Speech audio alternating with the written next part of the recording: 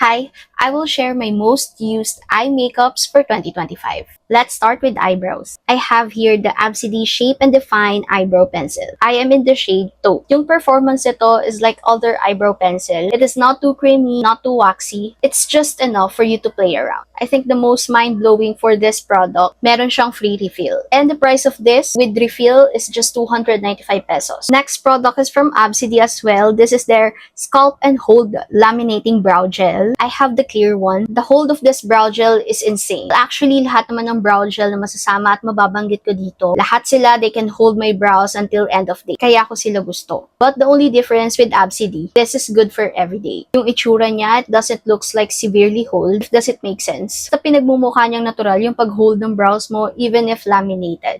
Plus, this also has brushes. Yung isa dyan pang sculpt and yung isa naman pang shape. This is also a mind-blowing for me kasi nasingit talaga ng Absidy ang paglalagay ng brushes dyan. Next is this Strokes Beauty Microblade Pen Perfector. I have the shade Axonite. Kailangan ko pa bang i-explain kung bakit isa siya sa mga most used products ko for 2025? Kasi parang halos lahat naman yata ng videos ko, Get Ready With Me, makeup tutorials, kasama siya. At nakikita nyo siya. What I love about this product is yung pigmentation niya. This is not too intimidating kaya beginner friendly. You have your control sa kung ano lang yung pigment na matatransfer sa eyebrows mo. Plus, it can also last the whole day. But if you have oily kilay like me, be careful na lang not to touch your brows because long-lasting products can remove by oil.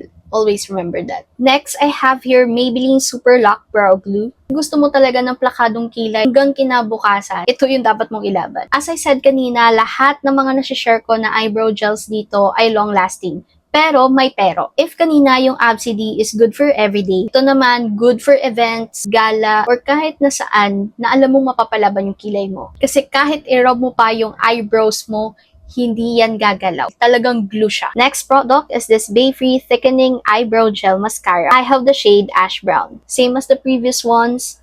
Long-lasting din siya. Can hold my brows for how many hours? Enough not to hold my brows for a day. But the only difference of this, ito lang yung brow gel ko na may tint, na sobrang gusto ko talaga. It has a perfect shape of wand for a brow gel. For me, ito talaga yung best budol sa akin. Kapag medyo matagal na yung Bayfree, medyo maasim lang siya ng konti. Hindi ko alam kung bakit. Let's move on to mascaras. Sorry kung burado na yung kanyang label, but this is EB All Day Fiber Max Mascara. This is the first tubing mascara na natry ko. That's why I fall in love with it. Nagbabad siya, yes. Lalo kung minsan pinagpapawisan yung face ko, tapos medyo nadadama yung under eyes ko. Well, not sure lang if they claim this as waterproof, but for me, it's not. But I still love it. Next one, Maybelline Sky High Mascara. No words can explain how long-lasting this mascara is. The length, the volume, every time na ginagamit ko siya, it gives perfection. Kaya if gusto ko ng mascara na hindi ako bibiguin for the whole day, ito yung ginagamit ko. Last product for eyes, this is the Vice Cosmetics On The Daily Lasting Liner. I have 3 shades, in the nude,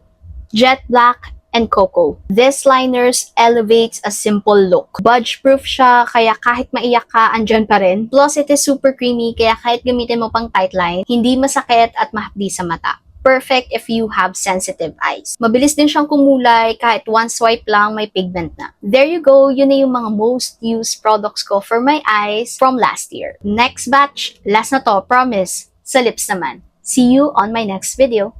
Bye!